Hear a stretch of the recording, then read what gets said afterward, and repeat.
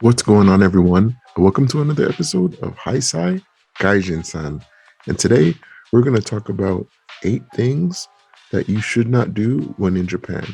So, when it comes on to Japanese culture in general, there is a very nuanced and subtle dance, if you will, when it comes on to acting and navigating through social situations and just Japanese society in general. So, again, there are a couple of things that a foreigner may need to know or understand to, for lack of a better word, not embarrass yourself in Japanese society. So, first things first is when it comes on to eating, you want to be cognizant of how you use your chopsticks. So, if you do know how to use chopsticks, that is a leg up for a lot of, in the eyes of Japanese people like to see, you know, foreigners using chopsticks, speaking a little bit of the language, and that goes for like any other culture. Like, people open up when you speak their language, but when it comes onto chopsticks, it's a very common utensil in East Asia, right? So you may be tempted, or you may not be thinking, and you stick your chopsticks in your food upright on your food. So that is a big no-no in Japan because it resembles a funeral ritual. It for them it may signify bad luck, right? So whenever you have your chopsticks, you want to put it in either the chopstick holder, or you put it across the bowl or plate that you have. So, and also you never want to use chopsticks to pass food to someone else's chopsticks. It also has to do with the funeral ritual, which I participated in one time. So they take the bones of the chopsticks and they pass it to one another, to the family members. So that's why using chopsticks to pass food from one person to another, from one person's chopsticks to another, rather, that's a big no-no as well. So again, be cognizant of what you do with your chopsticks. Don't stick it in your food. Don't use chopsticks to put it in someone else's chopsticks. You want to make sure it's either in its holder or it's across its plate. Another thing is that you don't want to have shoes in your house. So I know in a lot of Caribbean households, we don't usually wear shoes in the house anyway. So this was kind of a no-brainer for me. So when you're visiting a Japanese home, your shoes should immediately go where you call the area the genkan, or the entrance area of the door. We call it the genkan in Japanese. So you want to leave your shoes there, and either you be provided with indoor shoes, or if not, you just you wear your socks, or you walk barefoot. I know a lot of hotels in Japan, they offer indoor slippers for you to wear when you put away your shoes. So, but just in general, you never ever ever wear shoes in any type of abode or housing area, right? Especially when it comes on to like traditional ryokan hotels or public spaces like temples or shrines and stuff like that. And not only that, you put your shoes at the genkan, you always put them in a neat and orderly fashion, because in Japan, neatness and orderliness is very important, right? Even in some restaurants, like the traditional type restaurants, a lot of them, they have where you kneel down in the tatami mat. Like, you don't wear your shoes, you put your shoes in a little like cabinet, and you go in and you sit on the tatami mat and you eat your food. So that is a very big thing, as well as the shoes in the house rule, the no shoes in the house rule, rather, goes so far as in toilet shoes. They're shoes that you wear in the toilet, where you use when going in the toilet, in addition to like your inside shoes. Yeah, it's crazy. So, and another thing too is when it comes on to a lot of Japanese style homes, like, in America or in the West, your toilet is in the same room as where your tub is. In Japan, the toilet is its own separate room, has its own separate room, and then you have the ofuro, or the bathtub, or the shower area, its own separate room. So they don't put the toilet and the bathroom together like in the West. And again, they have toilet slippers that you gotta wear a lot of the times. That's separate from your inside slippers, which is separate from your outside shoes, of course. So again, no shoes in the house. It's very neat. It's very cleanly. I think it's more of a respect type of deal. You don't want to bring like outside germs and dirt in the house. So it's a very like ingrained sanitary precaution in Japanese culture, right?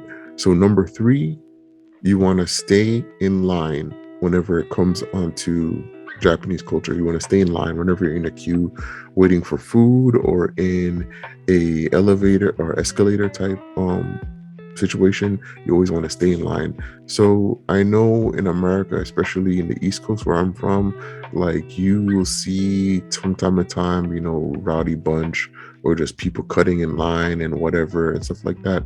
That's not a thing in Japan. Everyone has a mindset of like, community. Everyone has a mindset of following rules. Sometimes I think, Japanese people may be majime sugeru, like too serious, but at times it is very convenient because everything is going smoothly because you sometimes have food trucks or just general queues in general or sometimes you'll have food trucks or queues in banks or whatever that seem long, but because everyone is orderly and there's no cutting, it's very efficient. The lines go very fast, even though they might be long. But enough of me rambling. Pretty much when it comes onto a train, elevator, escalator, you always wait in line and everyone goes in wherever their position in the line was, and that's it. And everyone is just doing their thing. There's no cutting, there's no disorderliness. It's just very efficient. So staying in line is a big thing in Japan, and if you cut in line, you will probably get mean looks, maybe even cussed out, but you'll definitely get some mean mugs. And it doesn't matter if you're a foreigner, so keep that in mind. Another big thing is avoid eating on the go. So I know in America, it's not uncommon, especially more so in the northern like city areas like New York, stuff like that. You'll see people from time to time eating when they're walking or whatever. I know growing up, or not growing up, but being in the military, that was kind of beaten out of me. Like you never want to eat in uniform. You never want to just eat and walk in general because it's seen as rude. I think even in the Caribbean, people don't really do that as much. I might be wrong, but people don't really do that. But I know once I went into the military, that was was a thing that I didn't really do. Period. But in Japan, it's very big. You're seen as rude and uncouth. Eating on you're on the go. So a lot of the times you see the vending machines, the many vending machines in Japan, they'll have recycling or garbage bins right next to it. So people when they go and buy like a drink outside from the vending machine, they'll drink it and they'll throw it away in the same area, or maybe they'll take their drink and they'll go inside to the building and sit down, then drink it. But they never ever walk and drink their drink, while they're in transit. Same thing with food. Obviously, no one eats and walking down the street and stuff like that. So it's considered very rude and bad manners to do that. So if you're a foreigner, do not do that. If it's a norm in your country, you again get mean looks and you'll be seen as the baka gaijin or as the stupid foreigner. So that's that. So number five, blowing your nose in public, right? So here's an interesting thing that a lot of people who live in Japan, a lot of foreigners rather that live in Japan will kind of see. And this is pre-corona. So I always notice that, you'll see a lot of Japanese people, they will have masks on, right? This was before corona. Like, if you're feeling down, you have the flu, you have a little bit of a cough, a lot of people go in public with masks on because, again, when it comes onto Japanese culture, it's very cognizant of one another. It's very community based, right? So people don't want to carry on their germs or pass germs to someone else, so they wear a mask. In America, unfortunately, a lot of the times people will sneeze, cover their mouth, or sometimes they won't cover their mouth, or they'll sneeze into their elbow, or they'll sneeze into their hand. And in Japan, that's unheard of. That just does not happen. People, they wear their mask, or if they're cough or they're sneezing really bad, they'll excuse themselves from going to the bathroom. But people blowing their nose and spitting on the ground, that's definitely a big no-no. Big no-no. People do not do that. It's you will be seen as like pretty much a savage if you do that, right? Especially in public places. So don't do that. Don't blow your nose. Don't spit in public. If you have a cough, I mean, now it's post corona, so everyone, if you're sick, usually are going to wear a mask regardless. But yeah, you don't do like stuff like that in public, right? In Japan. So, number 6, right? You're going to avoid loud phone conversations in public, or not just phone conversations, conversations, period, when in Japan. So, this is one of the interesting things in Japan, right? So you notice this theme of cleanliness, orderliness, and stuff like that. And it all ties into Haji, right? It's a very recurrent theme that I always point out. And you can watch my video that I talk about Haji in detail.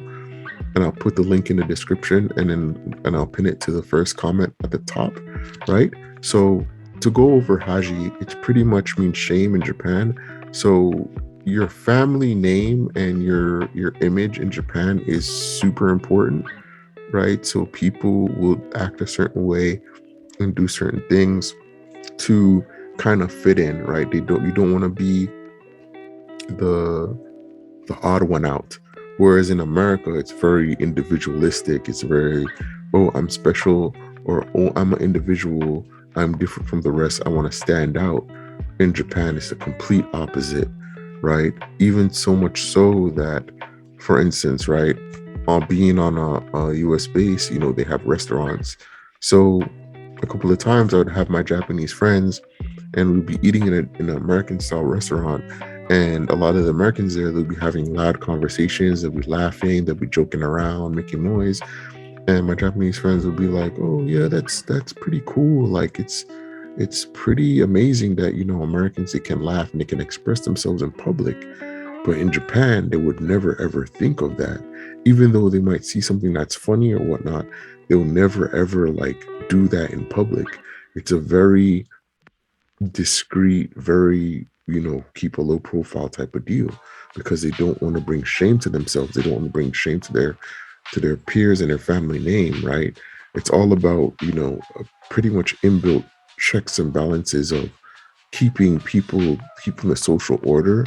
I guess a very social order politeness, I guess, right? So, there's no loud conversations on phones, right? Because trust me, being from the East Coast and, being in the subway systems in New York and in Jersey, people are having loud conversations all the time to where you can't concentrate on what you're doing. You can't concentrate on even what you're thinking, because people are just having conversations for everyone to hear. But in Japan, that's definitely not a thing. So that not only goes for conversations, it also goes for like listening to music and watching TV and stuff like that. It's just a thing that doesn't happen. I guess if people really need to, like, make a phone call, they excuse themselves, or if they're in a subway, they wait until, their ride is over, they send a quick text message, stuff like that.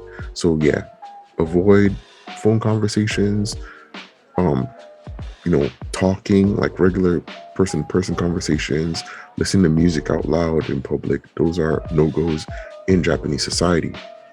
So number 7, receiving and giving things with one hand. That is another no-no.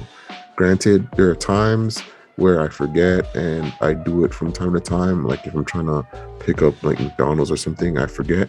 But it's a thing that I am cognizant of 90% of the time. So in Japan, right, people give you things or you receive things with both hands. So you notice a lot of the times, or for those who've been to Japan, when you pay for something, they have this little basket, right, where you put the money and you give the money in like that, and you put it in the basket, and then they take the money from that little basket and they do their transaction, boom, boom, boom, and they give you the change, and they give you the change like that, right? Or like if you're receiving a drink, they'll give it to you like that, or they'll give you the bag like that. You know what I mean? They always give it with two hands. I really don't know why. Maybe it's just the politeness of Japanese society, right? But it's just one of those things. Even something as small as a business card, like, people usually say, "Hey," in America, "Hey, here's my business card. Here you go." No, in Japan, they'll especially if it's like someone who's trying to sell you a service. They'll like, bow a little bit and just give you their card like that. So it's all of everything, as you would notice in Japan. When it comes to social interactions, it's always about image and being polite, right? Being polite. So yes, again, whenever you're dealing with Japanese people, whether that's shopping, um, providing a service, or you getting a service or whatever, always be cognizant to whenever you're giving someone money or an object, you always use two hands. And when someone tries to give you something with two hands, you try to receive it with two hands. So yeah, that's something that you should not do. Don't give it with one hand because it could be considered rude. But a lot of the times when it comes onto that situation, I find that a lot of Japanese people might forgive you because, you're the stupid, ignorant foreigner, or I shouldn't say stupid, ignorant foreigner, but you're the ignorant foreigner. So I guess they'll give you a pass. And last and not least, number 8, don't leave tips. Do not leave tips in Japan.